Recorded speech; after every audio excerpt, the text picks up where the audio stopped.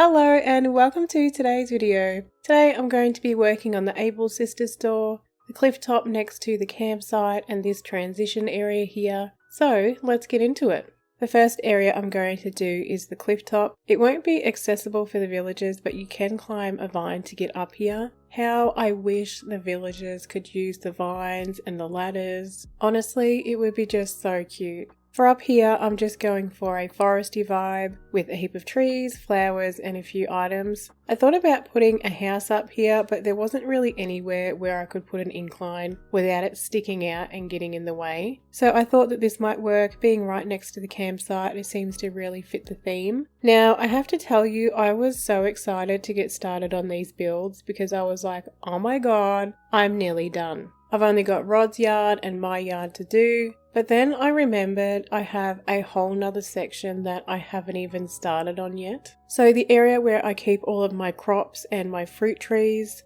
yeah, I haven't done a thing there. I do have two houses there. I've got Sylvana and Ozzy. So I need to do something with their yards, and I also need to clean up my beaches because they are currently just completely covered in flowers. So I really need to get my butt into gear and get all of that done. Alright, so the Clifftop is done. I don't know what I'm going to be doing in this little bit here, so I'm going to move on to the Able Sisters. But before I get started on that, I just wanted to show you a build that I done off camera. I extended the campsite / recreation area around this Clifftop. I added in some kids' tents and some gardens. I also decorated Eunice's yard where she has a little vegetable patch and she bottles and sells her own tomato sauce. Anyway, so back to the Ables. I wanted to keep this area simple because it is only a small space. I made a little hyacinth garden to represent a cotton field, kind of make it seem like the Able Sisters make their own fabric. Along with a few trees and flowers, I just placed a few clothing items here and there. I think it turned out pretty cute. I mean, I like it. Do you know what else I like? My storage shed.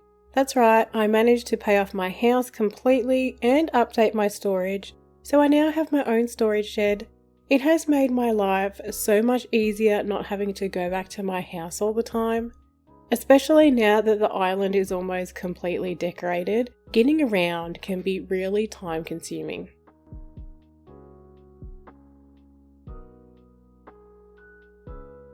I also just want to give you a quick island update. If you've seen my community post, you know that I have been getting so many campsite visitors lately. The latest one being Diva. Yes, Diva. She did kick out Rooney though, so I don't know. But seeing as her house is purple, I kind of felt inspired to change her yard rather than changing the colour of her house. I have switched it from a watermelon farm to a lavender farm, so here are a couple of before and after shots.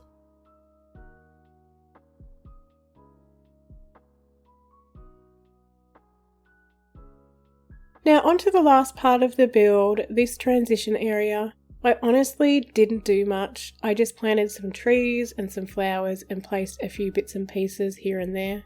I'm starting to run out of ideas and get really burnt out on this island, so I just wanted to keep it really simple.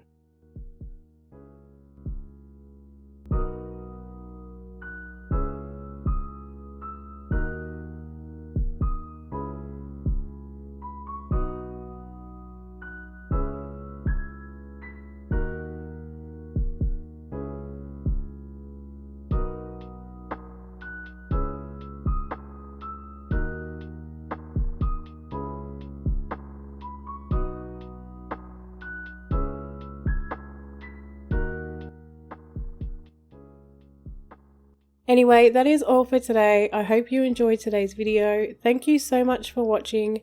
Don't forget to like and subscribe, and hopefully I'll see you next time. Bye!